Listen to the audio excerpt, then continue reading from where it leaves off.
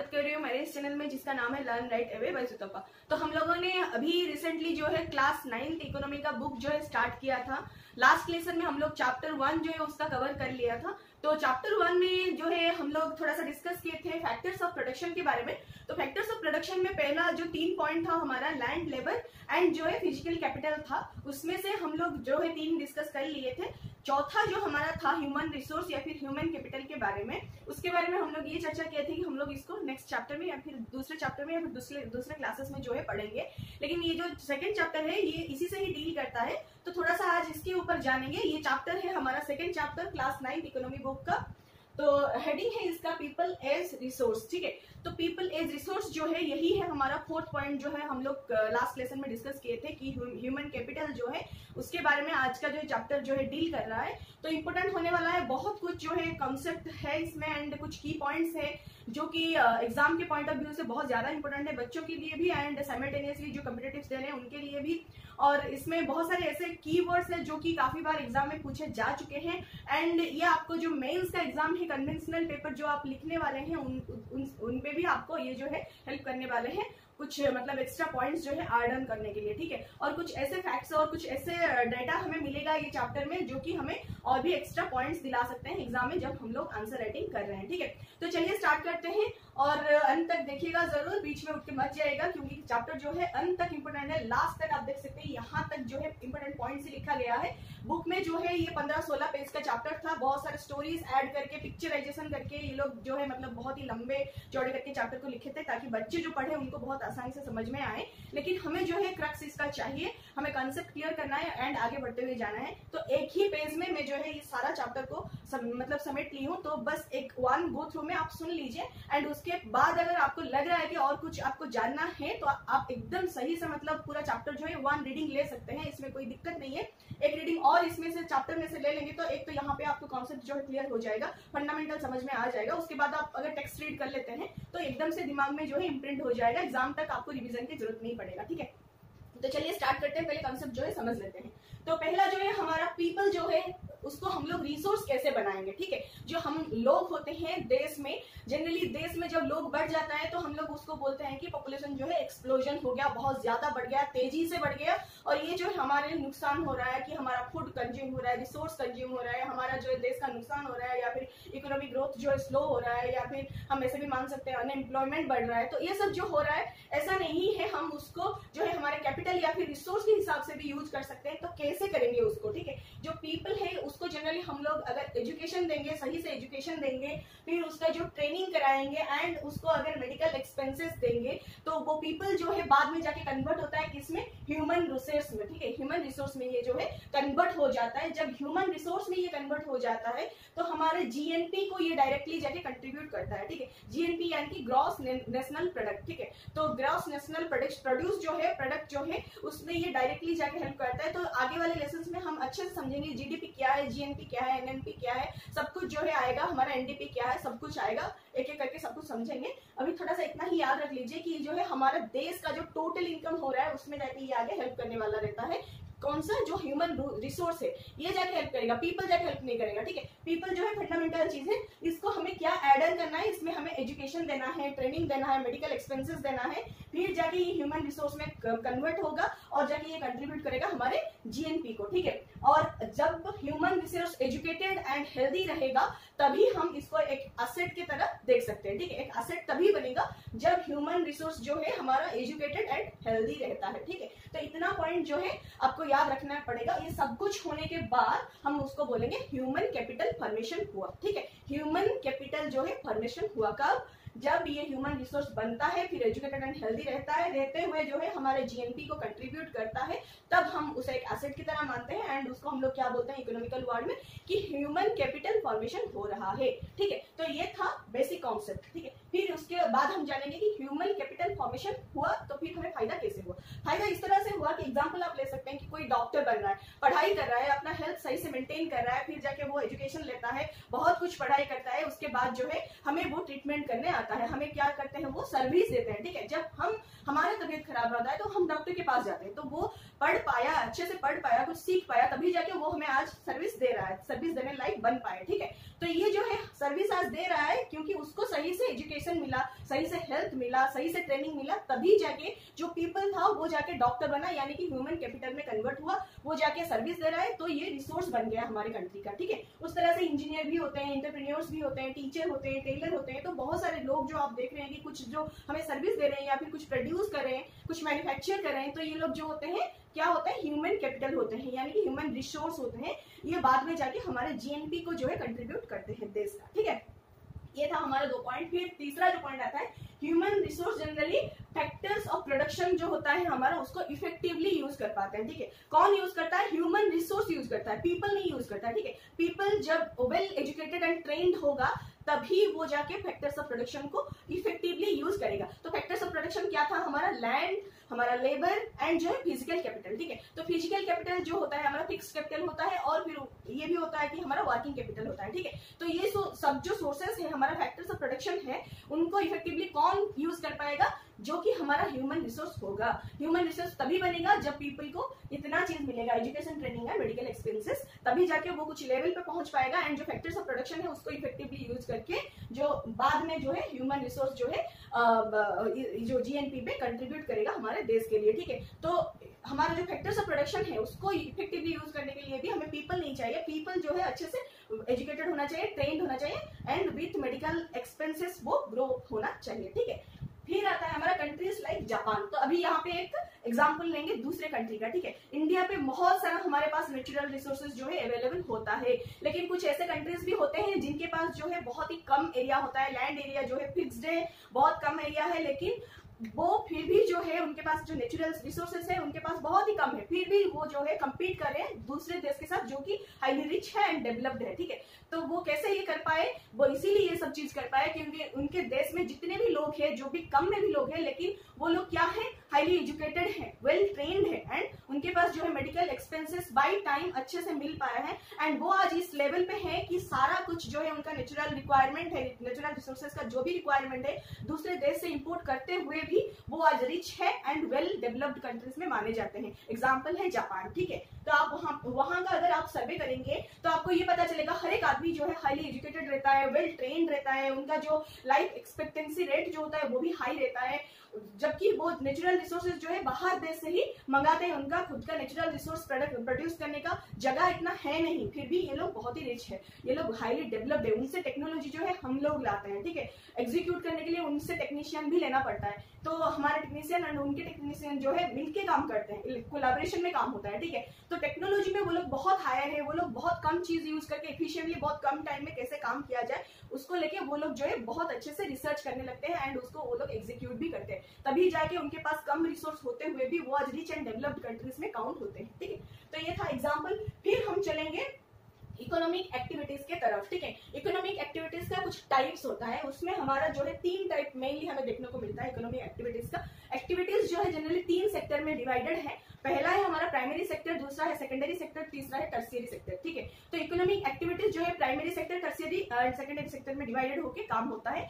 जो भी एक्टिविटीज होता है इन्हीं 3 कैटेगरी में आता है। तो प्राइमरी सेक्टर में कौन कौन सा चीज आता है, प्राइमरी सेक्टर में जनरली हमारा एग्रीकल्चर जो हो गया, फिर फॉरेस्ट्री हो गया, एनिमल हस्बेंड्री हो गया, फिशिंग हो गया, पोल्ट्री हो गया, फार्मिंग हो गया, माइनिंग हो गया, क्वेरिंग हो गया, ये सब जो चीजें हैं सब कुछ जो है हमारा प्राइमरी सेक्टर में आता है। ठीक है, तो सेकेंडरी सेक्टर में क्या आता है, सेकेंडरी सेक्टर में जो है हमारा मैन्युफैक्चरिंग सेक्टर जो है हमारा सेकेंडरी सेक्टर में आता है। फिर टर्शियरी में कौन सा आता है, टर्शियरी में हमारा आता है trade, transport, communication, banking, education, health, tourism, services, insurances etcetera. ठीक है, ये सब जो चीज है जनरली सर्विसेज से डील करता है, ये कुछ बहुत सारा चीज प्रोड्यूस नहीं करते हैं इन बल्क, ये लोग जनरली हमें सर्विस प्रोवाइड करते हैं। ट्रेड एंड ट्रांसपोर्ट जो है हमें ट्रांसपोर्ट फैसिलिटीज देते हैं, कम्युनिकेशन जो है हमें बहुत सारे कम्युनिकेशन फैसिलिटीज देते हैं इन टर्म्स ऑफ हमारा नेटवर्क हो गया, हमारा जो सिंक्रोनाइजेशन हो गया, या फिर पोजिशनिंग हो गया, ग्लोबल पोजिशनिंग हो गया, इन तरह से मतलब इस सारे बहुत सारी चीजों से हमें जो है कम्युनिकेशन फैसिलिटीज दिया जा रहा है।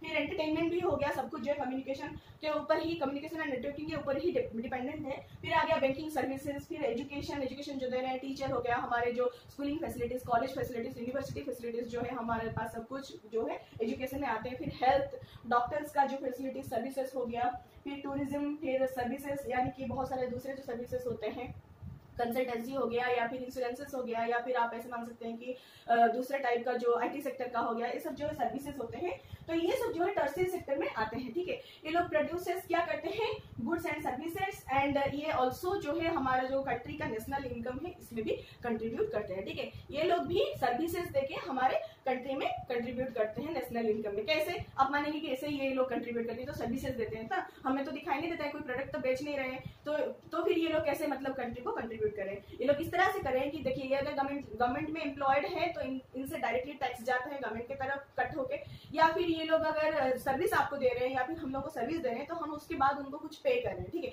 वो जो पेमेंट ले रहे हैं उनसे भी टैक्स जो है गवर्नमेंट को जा रहा है, वो डायरेक्टली कट होके जा रहा है। तो उस तरह से जो है गवर्नमेंट इनसे भी जो है टैक्सेस लेके इनकम में जो है ऐड हो रहा है, ठीक है। तो सारे ये लोग भी जो है कंट्रीब्यूट कर रहे हैं हमारे नेशनल इनकम में। तो इस तरह से हमारा जो है 3 सेक्टर था इकोनॉमिक एक्टिविटीज का। फिर आता है इकोनॉमिक एक्टिविटीज का कुछ पार्ट्स में मतलब क्या आता है, एक है मार्केट एक्टिविटीज, दूसरा है नॉन मार्केट एक्टिविटीज, ठीक है। तो मार्केट एक्टिविटीज में ये आता है हमारा कि कोई अगर लोग है, अगर कोई लोग क्या करते हैं कि अगर वो कुछ काम करते हैं तो उसके बदले, उस काम के बदले अगर हम उसे कुछ पे करें या कुछ रेम्यूनरेशन दे रहे हैं या फिर कुछ उसको हम कुछ अगर उसको कुछ फायदा हो रहा है तो मान लीजिए कि वो है मार्केट एक्टिविटीज कर रहा है, ठीक है। और अगर कोई ऐसा काम कर रहा है लेकिन उसके बदले उसको कोई जानता नहीं है, कुछ पेमेंट नहीं हो रहा है, उसको कुछ फायदा नहीं हो रहा है, तो उसमें हम लोग क्या बोलते हैं, ये नॉन मार्केट एक्टिविटीज है, ठीक है। तो ऐसे ही आमतौर पे आप लोग मतलब सुने होंगे, कोई बोलते हैं ना कि ये तो प्रॉपर मार्केटिंग हो गया, कुछ देता है तो कुछ लेता भी है, तो ये तो पूरा मार्केटिंग ही हो गया। ये तो वर्ड ऐसे ही यूज होता है, ठीक है, इसी से ही आया है। तो मार्केट एक्टिविटीज में क्या होता है, जब कोई कुछ करता है तो उसके बदले कुछ उसको मिलता है। जैसे कि आप एग्जाम्पल ले सकते हैं कि गवर्नमेंट एम्प्लॉयज जो होते हैं वो लोग कुछ हमें एफोर्ड देते हैं तो उसके बदल में उसको क्या मिलता है, एकदम से उसको जो है गवर्नमेंट का सैलरी मिलता है, गवर्नमेंट का रेम्यूनरेशन मिलता है, कुछ क्वार्टर्स मिलता है लेने को, बहुत कम करके इलेक्ट्रिसिटी बिल पे करने पड़ता है, या फिर बहुत टीए डीए वगैरह अदर अलाउंसेस जो है उसको मिलता है, ठीक है। तो उस तरह से गवर्नमेंट एम्प्लॉयज जो होते हैं वो क्या करते हैं, मार्केट एक्टिविटीज करते हैं। लेकिन जो घर में हमारी महिलाएं होती है, मम्मी वगैरह होती है, वो लोग क्या करते हैं, घर में दिन भर काम तो करते ही है लेकिन उनको कोई पेमेंट नहीं दे रहा है, कुछ उनसे मतलब वो जो काम वो लोग करते हैं उससे उनको कुछ फायदा नहीं हो रहा है, कोई उनको पेमेंट नहीं कर रहा है या फिर कुछ उससे प्रोड्यूस नहीं हो रहा है या फिर कोई नेशनल इनकम में ग्रोथ नहीं हो रहा है, ठीक है। लेकिन वो काम दिन भर करते ही रहते हैं। तो ये जो है हो गया हमारा नॉन मार्केट एक्टिविटीज। तो नॉन मार्केट एक्टिविटीज में जनरल क्या होता है, सेल्फ कंजप्शन के लिए ही काम किया जाता है, ठीक है। जो भी काम घर में हो रहा है, या फिर आप ऐसे मान सकते हैं कि इसके पास छोटा सा एक क्रॉप फील्ड है, वो उसमें जो है क्रॉप उगा रहा है और खुद ही खा जा रहा है, ठीक है। कोई बेच नहीं रहा है, उससे कुछ सरप्लस नहीं आ रहा है, कुछ उससे मुनाफा नहीं हो रहा है, या फिर कोई उससे पैसा नहीं आ रहा है, ठीक है। जो वो मतलब गेन कर रहा है वो सारा घर में ही कंज्यूम हो रहा है, ठीक है। तो वो भी सेल्फ कंजप्शन ही माना गया। तो सेल्फ कंजप्शन जहां पे हो रहा है उसको हम लोग बोले नॉन मार्केट एक्टिविटीज, ठीक है। तो इस तरह से आप जो है याद कर सकते हैं। फिर आता है हमारा क्वालिटी ऑफ पॉपुलेशन। तो पॉपुलेशन जो है जब तक उसका क्वालिटी नहीं बढ़ेगा तब तक हम उसको रिसोर्स के नाम पे नहीं जानेंगे, ठीक है। रिसोर्स तभी बनेगा जब उसमें कुछ क्वालिटीज एडन होगा। तो क्या क्वालिटीज होना चाहिए, पहले तो उसमें लिटरेसी रेट जो है होना चाहिए। तो लिटरेसी रेट क्या होता है, लिटरेसी रेट मतलब कोई एक पर्सन जब तक एक लैंग्वेज में लिखना बोलना और कहना सीख जाता है उसको हम लोग लिटरेट बोलते हैं, ठीक है। तो कोई भी एक लैंग्वेज जो है उसका नेशनल लैंग्वेज हो या फिर उसका नेटिव लैंग्वेज हो, रीजनल लैंग्वेज हो, कुछ भी कोई भी एक लैंग्वेज में जब तक एक पर्सन जो है लिखना कहना एंड बोलना जान लेता है उसको हम लोग बोलते हैं लिटरेट, ठीक है।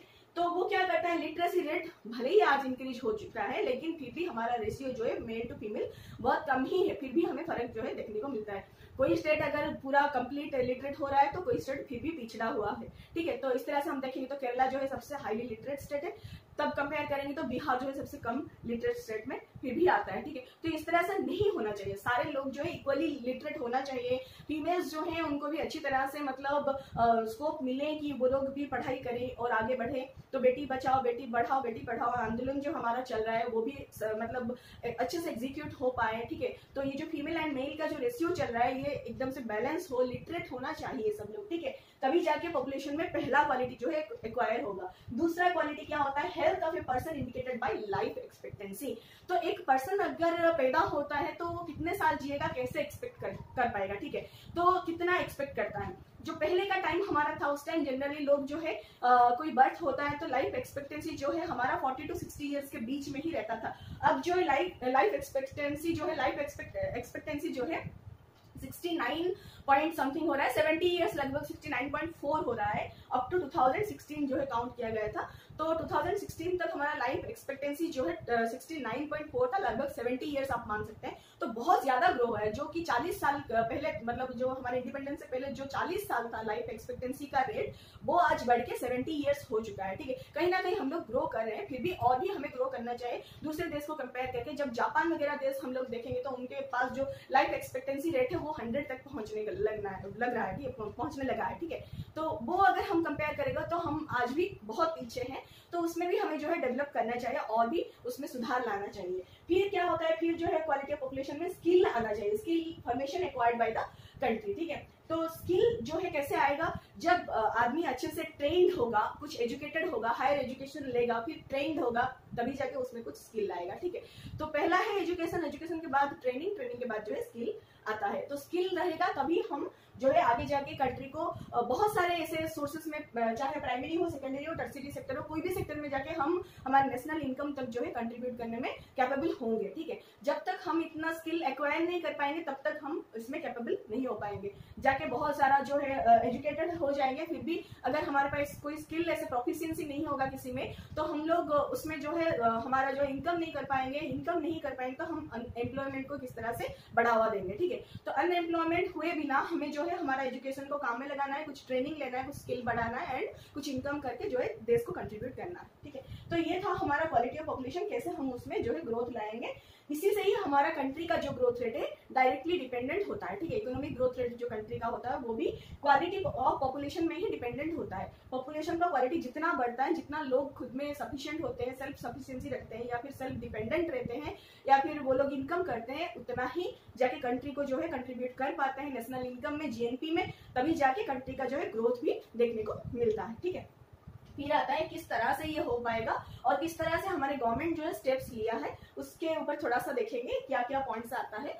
तो पहला है एजुकेशन। ठीक है, एजुकेशन में सुधार जो लाना है उसमें बहुत बड़ा जो है हमारा ग्रोथ लाई करता है, सुधार में ही हमारा बहुत बड़ा ग्रोथ लाई करता है। क्योंकि देखिए बच्चे जो है पहले अपना प्राइमरी लेवल ही पूरा करें अच्छे से, तभी जाके वो लोग जो है हायर स्टडीज तक जाएंगे। ठीक है, तो प्राइमरी लेवल का एजुकेशन जो है बहुत, मतलब फ्रीडम से पहले हमारा बहुत ही पीछे था, उसको एनहांस करने के लिए गवर्नमेंट बहुत सारा स्टेप लिया है। जैसे कि पहले हमारा नवोदय विद्यालय जैसे किया गया, मतलब हर एक डिस्ट्रिक्ट में एक गवर्नमेंट का जो है स्कूल रहेगा, वो है नवोदय विद्यालय। ठीक है, वहाँ पे जो है बच्चों को फ्री में पढ़ना मिलेगा, रहना मिलेगा एंड खाने पीने की सुविधा होगा, हॉस्टल्स की सुविधा होगा। ठीक है, हर एक डिस्ट्रिक्ट में जो है देखने को मिला। फिर बाद में जाके फिर भी कोई बच्चे जो है पिछड़ा रह गए, तो उनके लिए फिर क्या आया, सर्व शिक्षा अभियान। ठीक है, सर्व शिक्षा अभियान में फिर क्या हुआ, 16 से लेके 14 ईयर तक जो बच्चे का आयु है सबको जो है कंपलसरी एजुकेशन दिया जाने लगा। मतलब ये लोग कंपलसरी पढ़ेंगे एंड इस तक 15 साल तक इनको जो है फेल नहीं किया जाएगा, ये प्रमोट होते होते ऊपर तक क्लास तक जाएंगे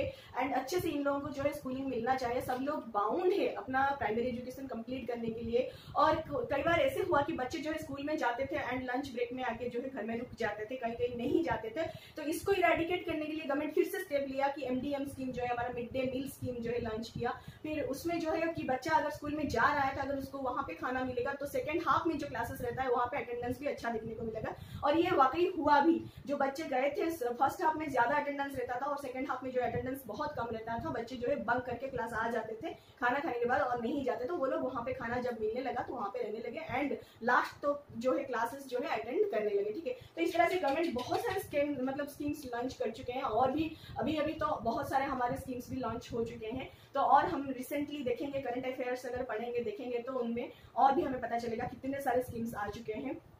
तो इससे जो है हमारा मतलब इसमें जो है गवर्नमेंट अपना जीडीपी भी मतलब इस पे स्पेंड कर रहा है। जो हमारा जीडीपी रहता है वो भी पहले जो 1951 से 52 तक अगर हम लोग देखेंगे तो 0.64% तक जीडीपी जो है एजुकेशन में स्पेंड हो रहा था, जबकि अभी जो है 3.1% तक हमारा जीडीपी जो है 2019-20 तक जो है अभी स्पेंड हो रहा है किसमें, एजुकेशन में। ठीक है, तो ये अभी ग्रो कर रहा है, लेकिन बाद में ये अभी रिसेंटली 2-3 साल से उसी पे ही अटका हुआ है और कुछ ग्रो नहीं किया है, लेकिन आगे ग्रो हो सकता है। क्योंकि जब हम लोग समझ जाएंगे कि हमारा पीपल रिसोर्स जो है कितना हमारे लिए एफिशिएंट है, कितना एसेंशियल है, तब हम इसमें मतलब बाउंड है कि इसमें स्पेंड करेंगे और भी जीडीपी मतलब खर्चा करेंगे, तभी और भी हमें बहुत सारे स्कीम्स लॉन्च होने में जो है हमारे आइडियाज आएंगे और अच्छे से हम उसको जो है इम्प्लाई कर सकते हैं। ठीक है, फिर जो है हमारा ग्रॉस एनरोलमेंट रेशियो जो है, ग्रॉस एनरोलमेंट रेशियो ये होता है कि जो बच्चे अपना ग्रेजुएशन कंप्लीट कर लेते हैं, ग्रेजुएशन के बाद जो है कुछ बच्चे जो है हायर स्टडीज जनरली करने नहीं जाते हैं, मतलब